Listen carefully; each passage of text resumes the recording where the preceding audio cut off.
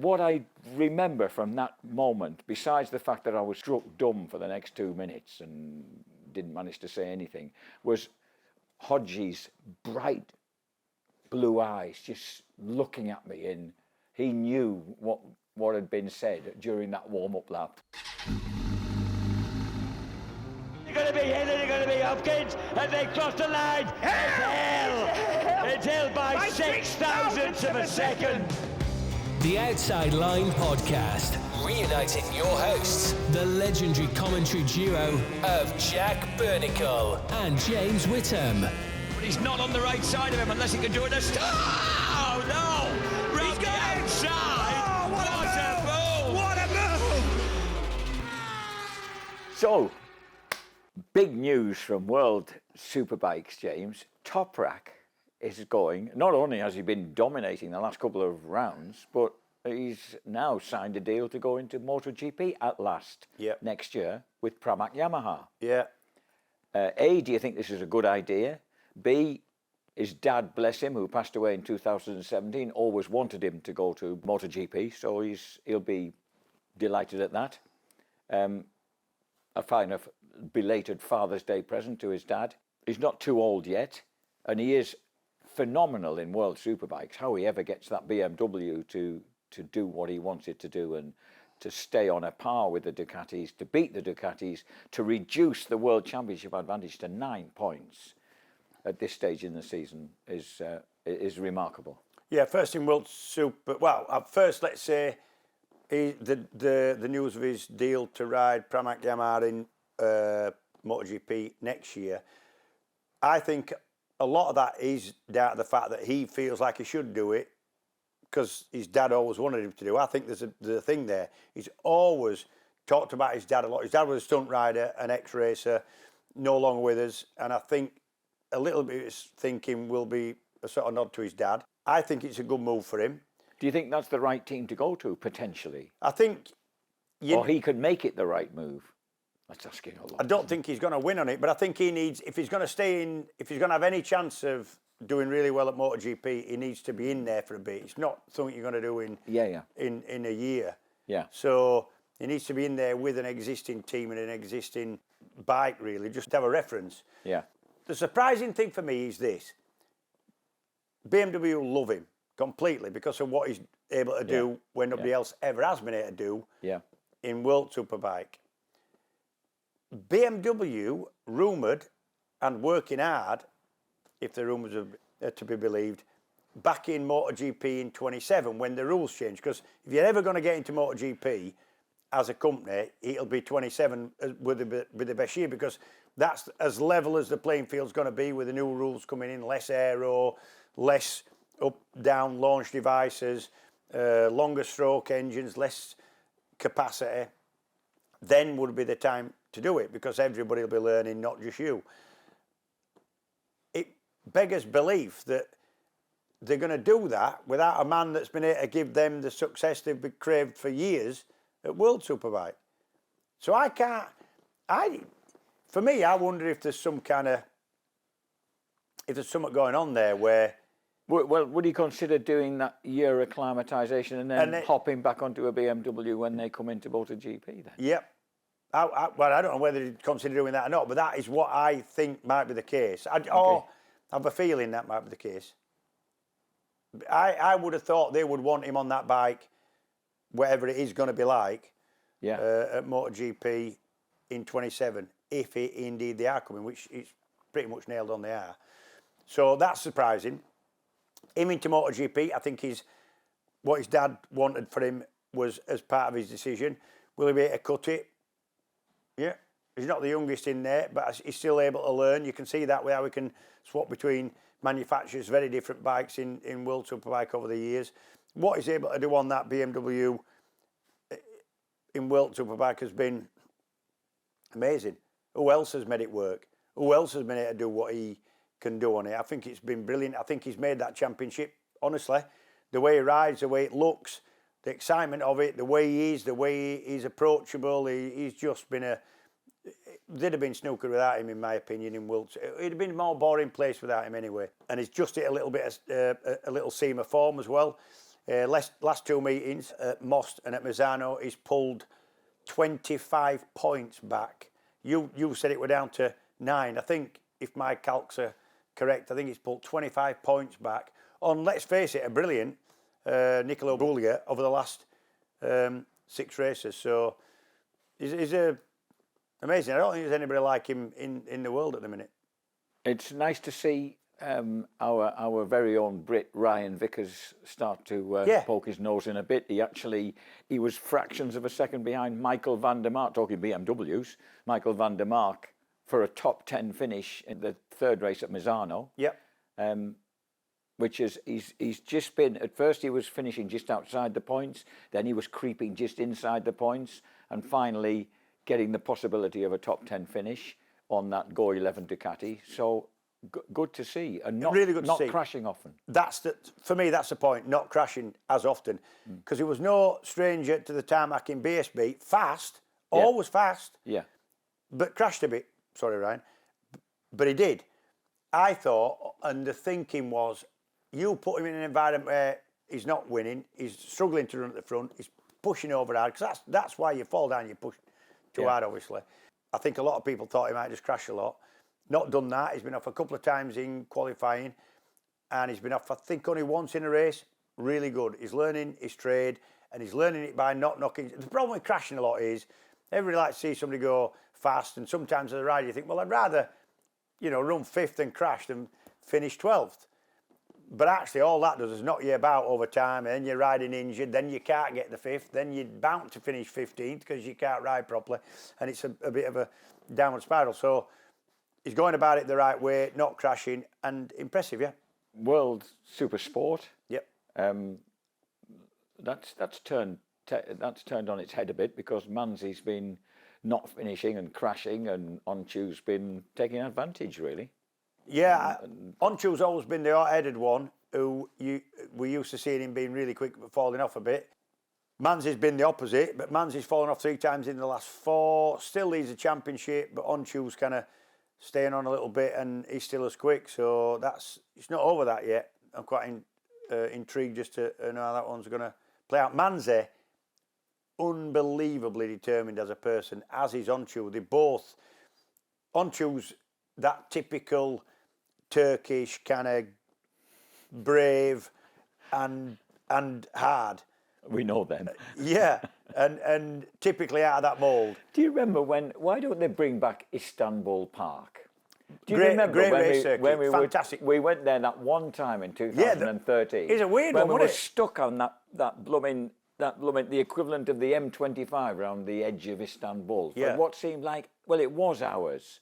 Yeah. We even just getting there. Just to get there on Yeah. a Friday afternoon, and there were even young fellas stood in the middle of the stationary 4 lanes of traffic, flogging some awful. All sorts, fruit, bread, bagels.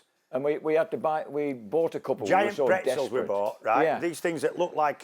barely edible, but you I ate needed mine. them. Yeah, I ate mine because we were hungry. But you know what the funny thing about that was? They're coming over trying to sell you stuff, right? As soon as the traffic stopped, they're in, over the barriers, Yes. and then selling. And then as soon as the traffic starts moving, they're out.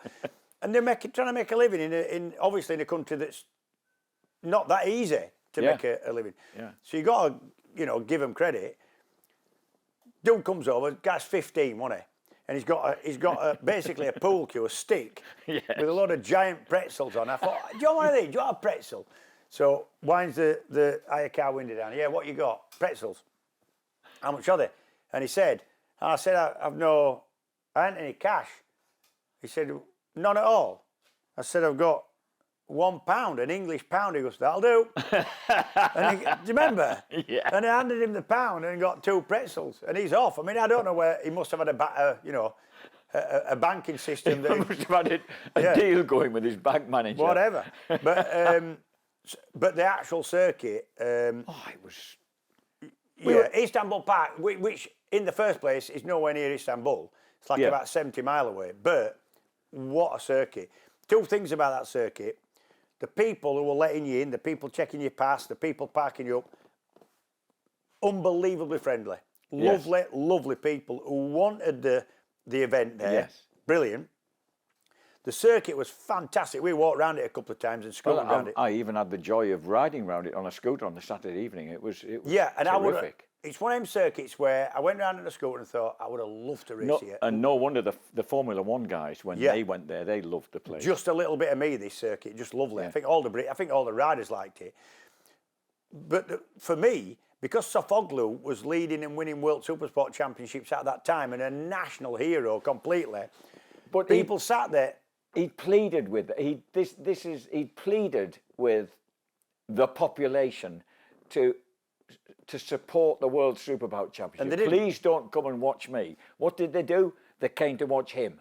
They'd arrived in droves. Well, Remember that all was what those I was gonna bikes say. piling up on the. There was about 15 people watching the first Superbike. There was only a single Supersport race between the two Superbike races in one day.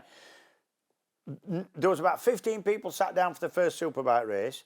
It filled up during the Superbike race. By the Supersport race being flagged away, it's packed. And we were right in the back of it, commentating right at the top of this and as huge, soon as that race magnificent grandstand. was over, the place went. everybody disappeared. Just emptied. But do you remember the flares? It was like a blooming Turkish football match, wasn't it? It was like going to watch Brilliant. I thought Fibonacci or somebody. I really enjoyed that meeting. And actually now the sad part is, you know what it is? It's not used for anything. This isn't a circuit. Well, that's it had now been used as a car park. rental car park Car before. park. And it is now. That's what it is. It's storage Oh, area. again, is it? So it's a bit sad, that, isn't it? It is, because what a place. great And that was place, the only time we went. And that, you couldn't see anything through the red haze of the flares and stuff. Yeah. It was an incredible place to be a part of. We were right on top of it with all this happening around us. I really enjoyed I mean, that we were meeting. so high up, we had to get that ridiculous lift with the people in, the attendant taking us up in the lift right to the very top. Yeah, right to at the that back of the grandstand, yeah. commentary position. That was But a heck of a thing. anyway, so World Supersport. That's going to and fro at the top a little bit with Onchu and Manze. But Tom Booth Amos, I know he's had a dicky couple of rounds, but he's still fifth in the championship on that PTR Yamaha. Yeah, Most. Yeah, overall he's having a good season. Most, he had a 9th and a crash, and he had a crash and a 5th at Misano. So still in the mix when he's staying on, and he's been a bit unlucky. He hasn't just been. And he was at the All British his fault. Motocross Grand Prix at the weekend. He loves was his it? motocross, and he turned up at the British Motocross Grand Prix just to watch on and see what was going on. Good. And bless him, they needed him at the British Motocross Grand Prix because they had a paltry attendance of 4,000 people. Is that it? Pitiful, really pitiful. I was talking to Roger Harvey from HRC yesterday about how the weekend had gone. And I said, blimey, why was that so bad? He said, because the Luongo family, the people who put the whole shaboodle on, really, universally, the people who've made this incredible decision to finish the championship off last 3 rounds, Turkey, China and Australia, to make sure that people can see what's going on. And they charge 80 quid for the day, 100 quid if you want to be across the 2 days, Saturday, Sunday. How much does it? I thought it was only about 30 quid to get into a. It is about 30 quid, Superbike yeah. round. Yeah. What are they doing charging 80 quid? That's no wonder people weren't turning up. Yeah, I mean, It's extraordinary. to be honest, you're taking your family. That's a day. It's a very dear day. That's an expensive day, yeah. But Yeah. I think BSB is actually the genius stroke where letting under 13s in free. So Yeah. that means if you've got a couple under 13s and, 2 adults, mum and dad and a couple of kids, that's 30, 35 quid a head to get in, depending on what you have, what package you have. That's not a day. Yeah. And then you're getting your kids into it, and maybe when they get to 18 and 20, they're going to want to get on the motorbike or in the car and go. I think that's been a sort of genius thing. I think BSB is reasonably priced, and it is a really family-orientated sport now, especially BSB. Yeah. As opposed to, World Superbike and MotoGP. But then again, your 80 quid for your motocross Grand Prix, how much is to get into let's say a Premiership football match? That's got to be 100 quid, isn't it? 80 quid, it's not cheap, is it? I don't think it's as much as that. Is it not? I know, No, let us know. We'll have to find out. I'm not interested in going to one, I must say, but Well, you're not interested in going to a motocross Grand Prix when it's 80 quid to get Not you in 80 there. quid, no, I'm not. But do you know, if I think back what motocross were like, Scrambling. yeah, even after it was called motocross, going back to 80s and 90s, especially in late 80s, it was huge, huge. You can't imagine the amount of people went to watch it and did it. Everybody I knew did a bit of AMCA. Yeah, we yeah. were rubbish, Yeah. but we did a bit of competing. We'd go Yes. we'd go watch some racing. We were going to watch. There was British Championship races at a place near Bradford. We went all over the place. A couple of places in Lancashire, one up in Cumbria that used to run Yes, British Championship. yes. And we'd go watch them. And so would thousands of others. It was a blooming big event, both for participating and for watching. I've seen pictures of Oxton Park. You can't see a field, is that because for bodies and cars and bikes of people who are going to watch, horrendously flipping. The other problem on the international stage is no Brits. Yeah, right. No, okay. no Brits To of attract the Brit any crowd. substance. Yeah. And in the 80s and 90s and, We had good and riders. early 2000s, I'm not saying we you don't have used good to have riders now. that. It sounds bad, that. No, we used to have top class riders then, Yeah. and suddenly there aren't any, and there's not any likelihood of there being any in the way that the sport's developing at the moment. Right. On that note, World Superbike's imminent at Donington Park. Yep. I wonder how much they'll be charging for the day. Well, But, listen, we're not an information line here, but I think it's less than your. I think if you want to go for a day, it's less than your motocross Yes. Grand Prix. I'd be hoping so. And also, another factor there is that there's quite a lot of British interest Yeah, there's some. Yeah. in both World Superbike and World Supersport. Yeah, and some interest with a chance of featuring somewhere near the front. Yes.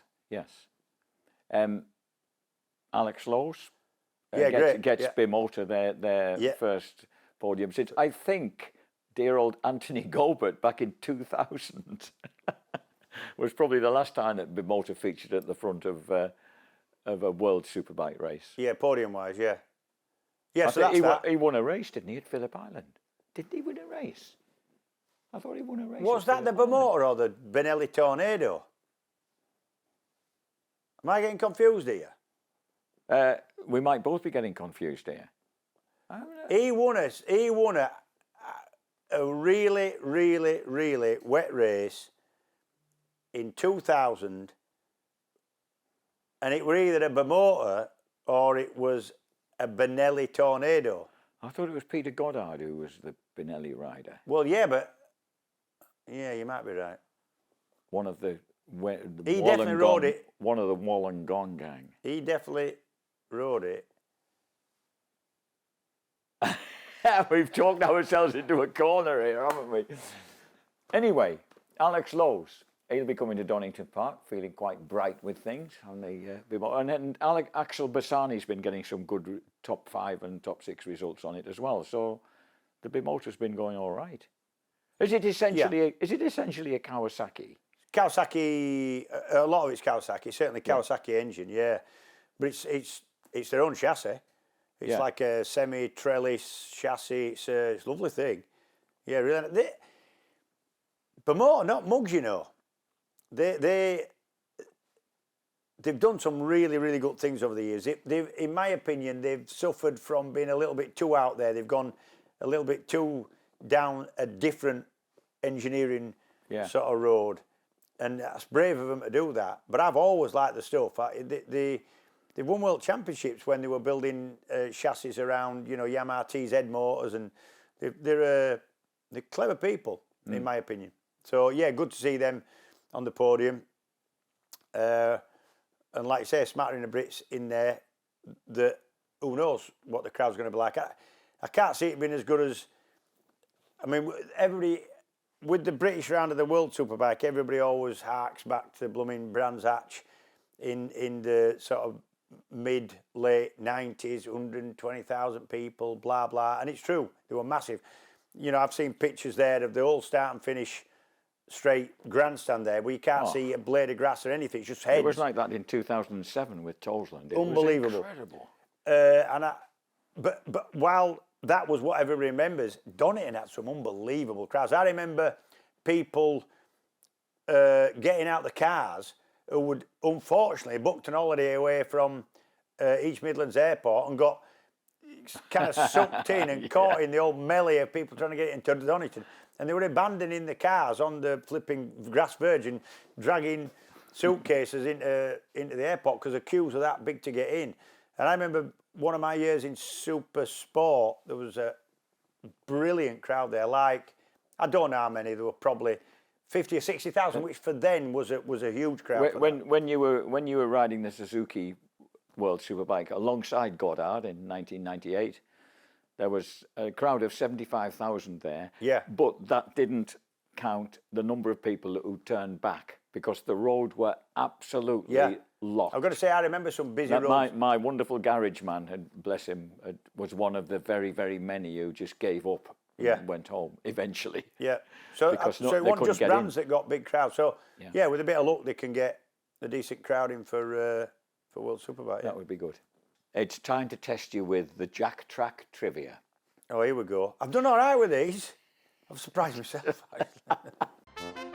Jack Track Trivia. Powered by Net Performance.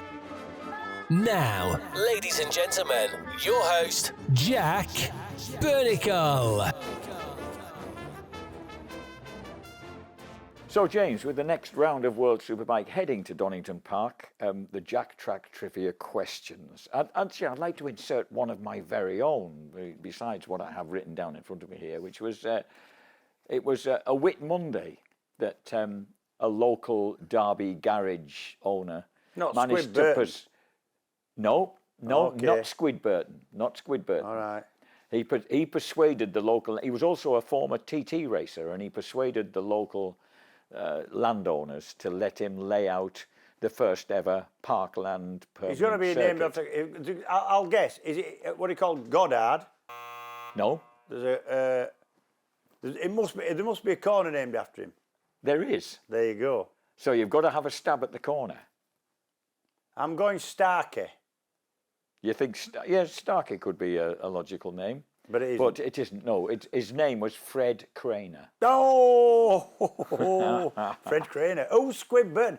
I remember Squib- you talking about somebody called Squib Burton. Squib was the winner when it was a kind of gravel surface almost, and he was All a right, so going speedway. back to 40s He was or a something. speedway rider. He was a speedway rider, and also something I never knew at all. He was the father of John Burley Burton, who was a motocross Grand Prix winner in 1963 at Namur in Belgium on a factory BSA. He was a works BSA rider. We digress. We digress. I'm sorry. So Squib Burton was father of Burley Burton. Yes. There you go. Correct. Question 2. What is the full length of the Donington Grand Prix circuit? God, I wouldn't have known this. A stab in miles. Yes. We are English. You're right. 2.46. Very good. 2.486. Very good. Well done. Very good. Question 3. Which rider holds the record for most World Superbike race wins at Donington Park, and how many wins in total? You know this, don't you? Because he's a good mate. Probably Carl then. Sorry? No, Foggy. no. It's surprisingly, it's not. Hang on then.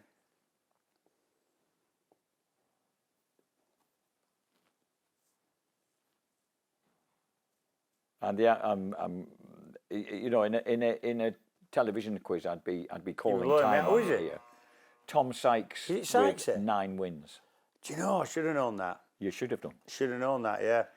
Question 4. Who holds... Oh, this one you should know. Who holds the current World Superbike lap record at Donington Park? It's the obvious one, really. Toprak. Yes. Toprak, 124.62. Is that what it is? Yeah. God for Jesus. Question 5. What year was the first World Superbike motorcycle race held there? And for a bonus point, who won the race? April 88, and I think it was... Think halitosis. Yeah, I think it was Tadotsi then. Yes. But actually, who else were going well? I remember Merkel, I thought maybe might have won one, but it was weird in them days. They had a double header. They had 2 races always, but instead of having one winner and another winner, it was done on aggregate like a motocross. That's so you got one winner out of the 2 races. So I'm sure Merkel might have won one, but over the 2, I think Tadotsi was. Tadotsi was the winner of the first race. Yeah. Correct. But he didn't finish the second one. Okay. Question 6. The iconic Dunlop Bridge was removed in 2009.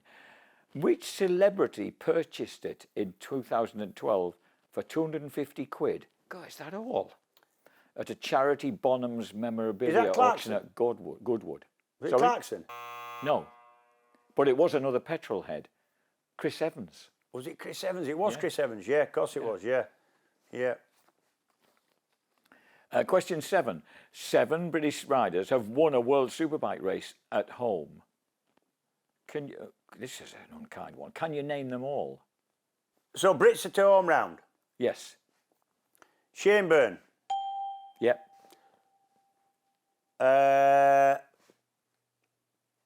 John Reynolds. Yep. Carl Fogarty. Yep. Tom Sykes. Yep. James Toseland. Correct. And 2 more world champions. World champions. Yeah. Neil Hodgson. Correct.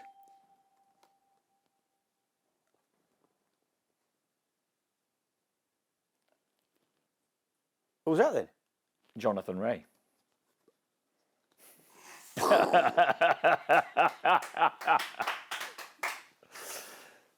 Question 8.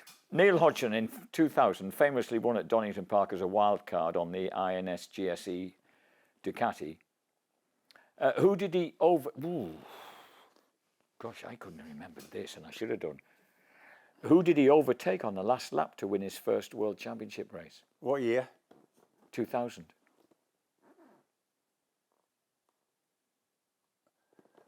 Taking a stab, it's...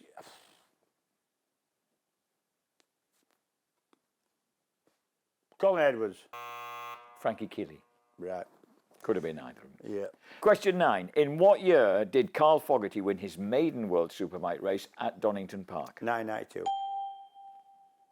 With those strange wormy leathers, as I remember. Yeah, they were. It was his own team. They bought the bike. Him and his sponsors. They ran a. He got offered. End of the year before, end of 91, he got offered Hondas again. He'd had Hondas 1990, 1991. Got offered Hondas again. Realised he was never going to win at World Championship level on that bike. Said no to a wage. Took no wage at all. Bought his own motorbike. It's the biggest impressive thing that Foggy's ever done and he's done some impressive stuff, right?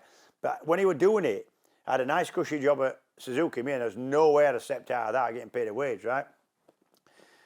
Said, not for the right wage. I need a Ducati because that's the only thing you can win on at the minute. Went and got the money together, bought it, bought an ex-Britool truck, painted it red, put his name outside, went with his dad and his mates with, field shear acid worm leathers, right, all the rage at the time, and went and won his... And that's what set him up into World Superbike. I didn't realise it was such a brave move. Massive, brave effort with that from Cal, yeah. Question 10. In 2018, which current rider achieved his first ever World Superbike podium at Donington? 2018. And for what team? Wow. Pass. Toprak Puchetti Kawasaki. Wow. First podium for a Turkish rider in World Superbike. Wow. I'd forgotten that. Question 11. In 2007, Troy Bayliss dramatically high-sided his Ducati in race 1 at Donington, resulting in missing the weekend through injury. What corner did he crash at, and what were his injuries? Coppice, and he lost... there's 2 major... It was Coppice Corner, I think. It was. Yeah.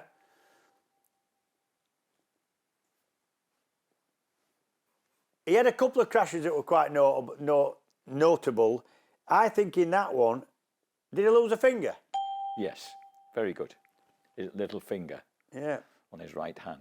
He had a big one where he smashed his nuts, didn't he? Yes. That might have been the same one, you know. but Ooh. because it was. What, and the most notable thing was his finger? Christ. The most, All right. the most notable thing that was ever Which owned way? up to. Answers on a postcard. What would you rather lose? Sorry. It's all right. Well, you've got 10 fingers, haven't you? I don't need, just say. Listen, I had a question. I tell you what, that cemented it, but I mean, we knew that before. Abe, unbelievably tough kid. Yes. Bayliss. He wasn't even a kid. He was a bloke by then, A proper grown up. Yeah. And he just, it didn't bother him at all. No. It didn't seem to do. Just, amazing. I've got a somewhat irrelevant question 12 I'd like to pitch in at you, just because. One of your own? Yeah, because Okay. because we enjoyed so many conversations on a variety of topics during our wonderful trips abroad, whether on the aeroplane or in the hire cars, and you must have got very, very tuned into some of the heroes I had littered through the history of motorsport on 2 and 4 wheels. I wondered if you could tell me who won the last European Grand Prix to be held before war burst out, before the Second World War erupted and brought a halt to everything. European Grand Prix on motorbike? On 4 wheels. The wonderful silver arrows that were competing, representing Germany for Mercedes-Benz and Auto Union through like 1935, 6, 7, 8. I know the team manager was Neubauer, wasn't it? Very good. Neubauer. Yes, very good. So I'm going to go. Is he a Brit? No. So it's Who an absolute hero of mine. you're going to say Ascari? No, it was Italian. It was Tazio Nuvolari. Oh, Nuvolari, yeah. Tiny little wiry mad Italian and driving one of those vast auto unions. It must have been a heck of a sight. Well, in them days, it didn't matter. You could do whatever you wanted. You could. There was no limit on.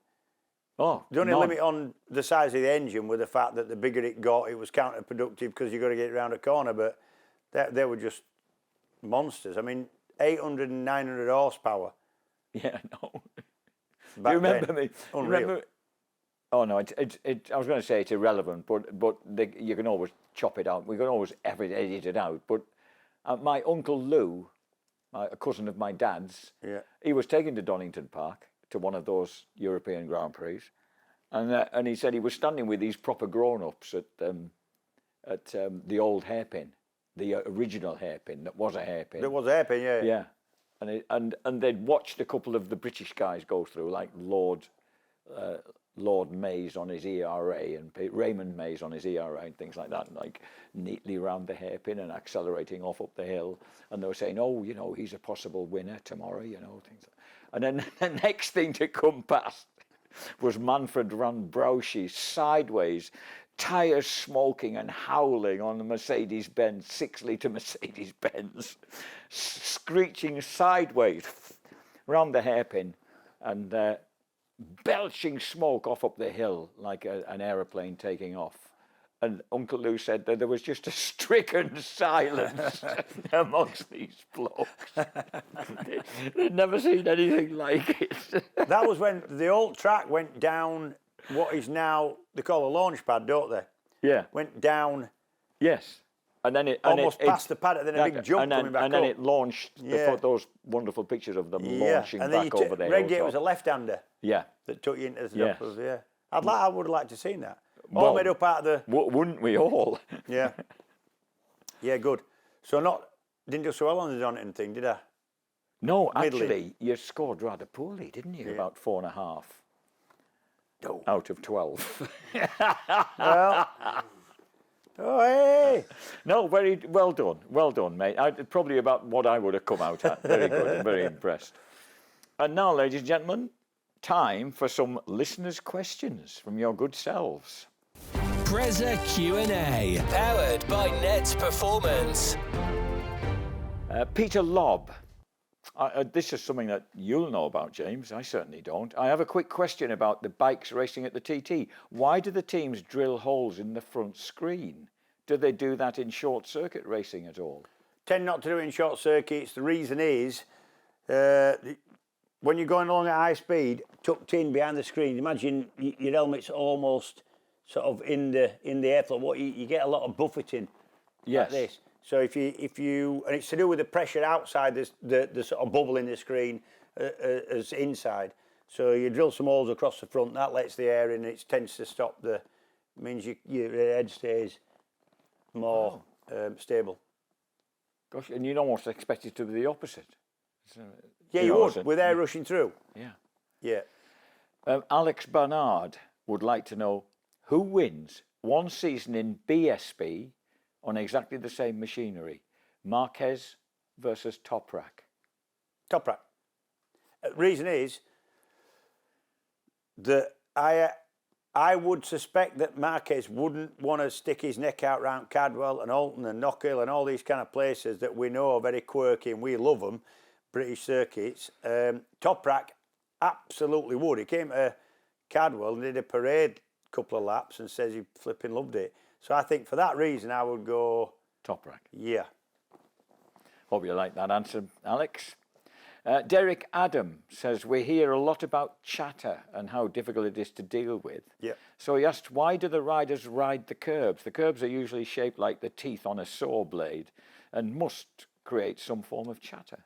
Yeah, they create some sort of something, but it's not what you call classic chatter. If you go over the curbs, you get a different grip level for a start, and it's quite bumpy.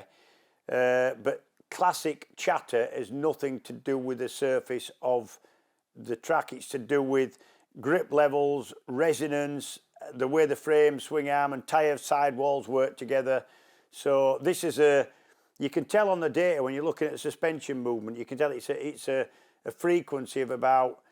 It's between, it used to be, I mean, it might have changed these days, but we were always looking for, if you got an oscillation, and it generally starts from the rear, but you feel it through the front, you get an oscillation of about 15 to 22 per second. Yeah.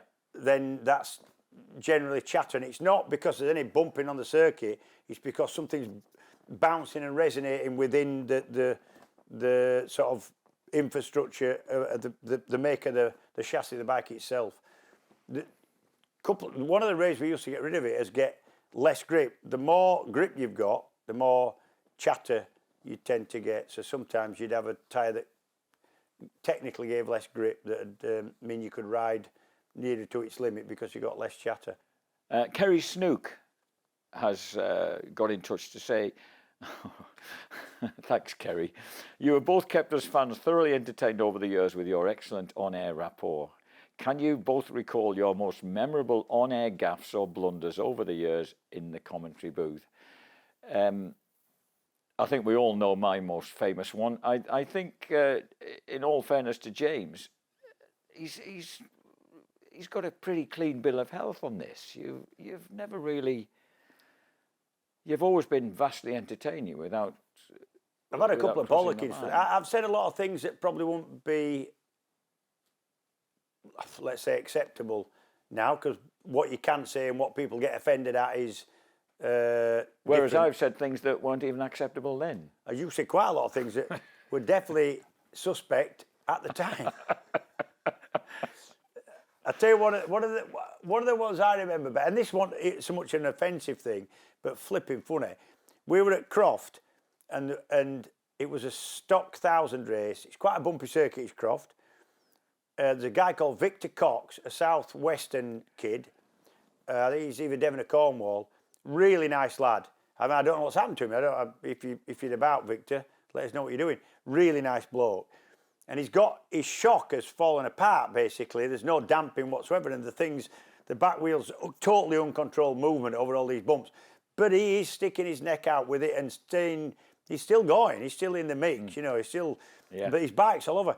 And we've got on to that. And so the producer has got on to that and he's showing him, and it's quite entertaining watching. And at one point, you've said, But I mean, you know, I love to see cocks bouncing around.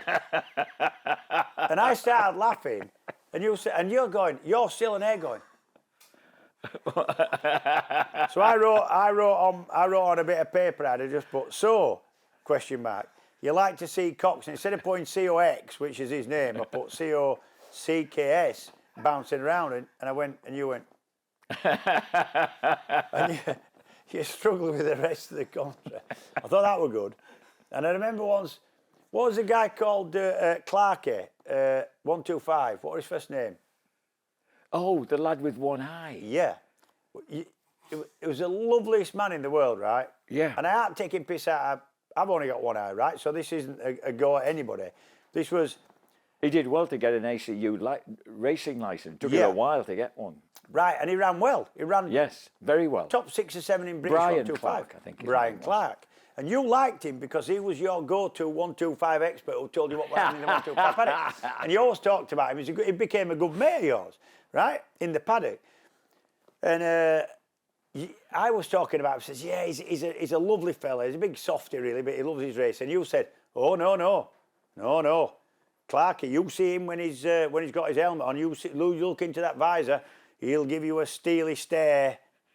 And then I went, and you went, with the good eye.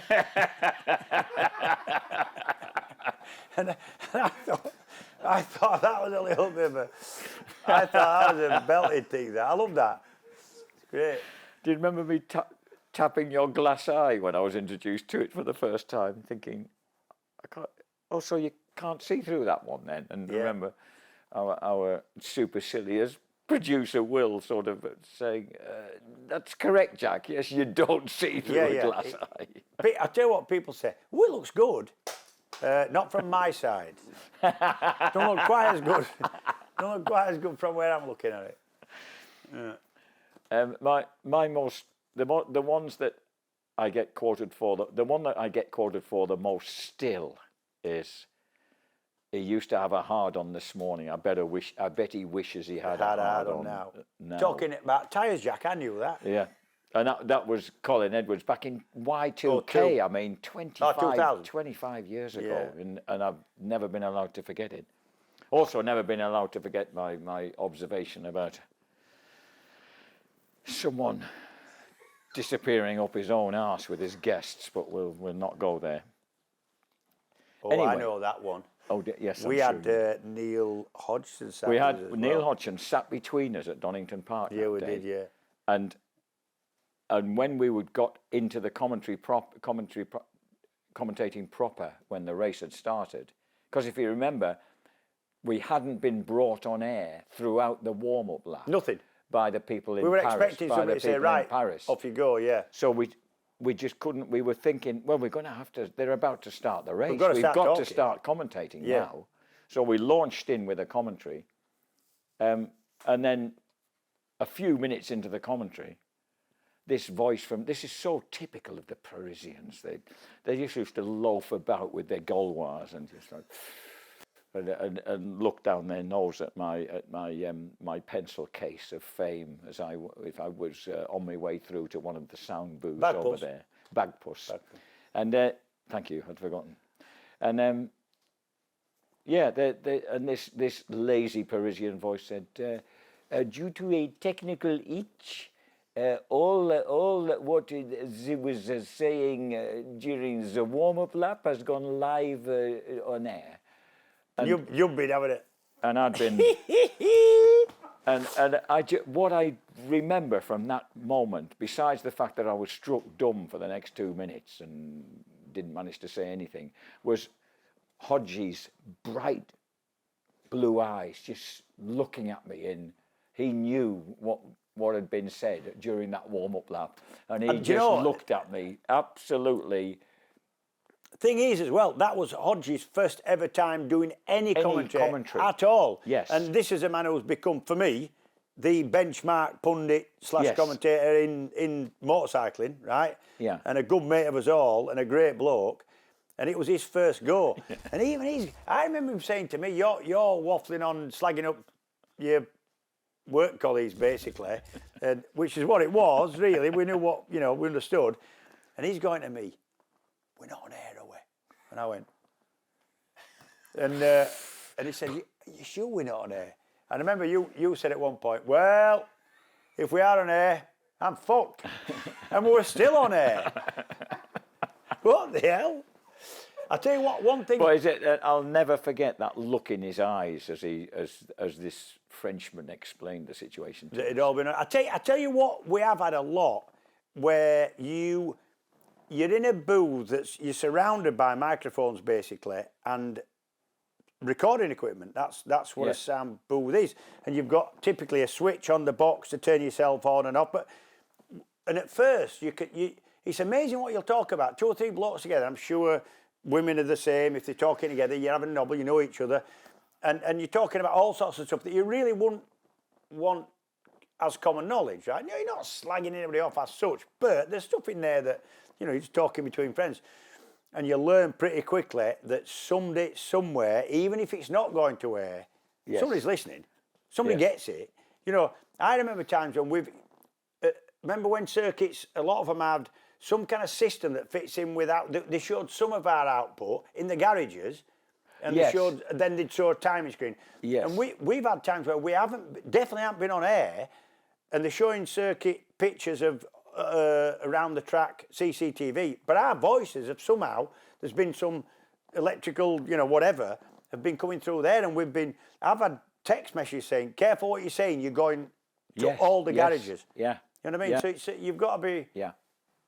Given those incredible tangles of cables and things, it used to run up to commentary booths, 4 floors up grandstands and things. You can understand rubbish like that happening. Remember when we're in one in Magna Coa, and it's a brilliant commentary booth. You mentioned it earlier. Sloping window. The reason they slope the windows is so you don't get glare. Yes. It's like an airport control tower. Yes. They don't have, because then you get, so it's sloped right out, so you're actually looking obliquely through the glass, but you don't get any glare off it.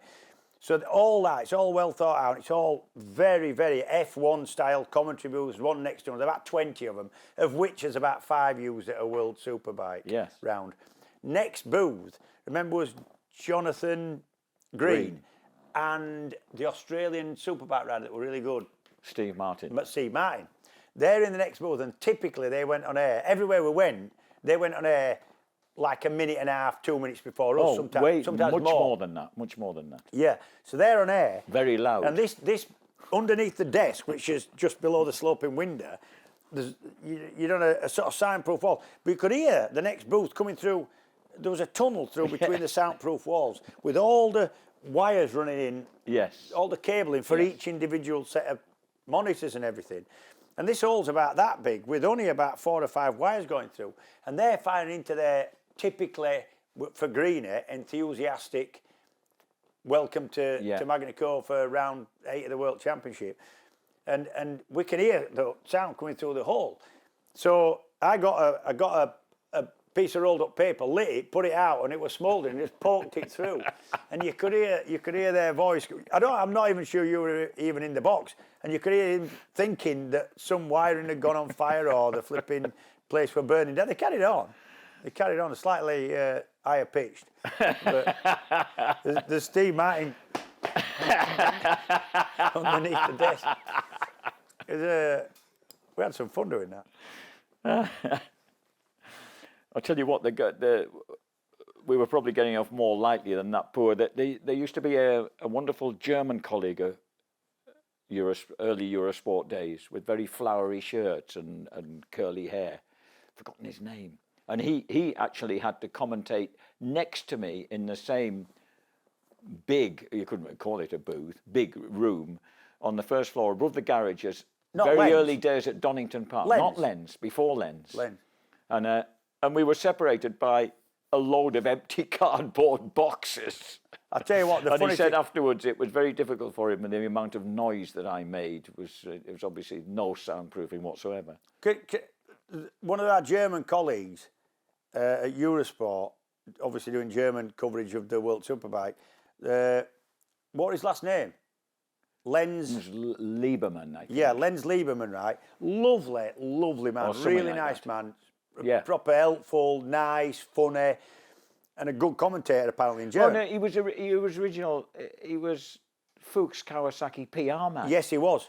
Yes, that he was was. how he started life. out. Lovely fella, but it's called Lenz, right? Yeah. His first name. We called him Contact Lens. Well, he did it himself.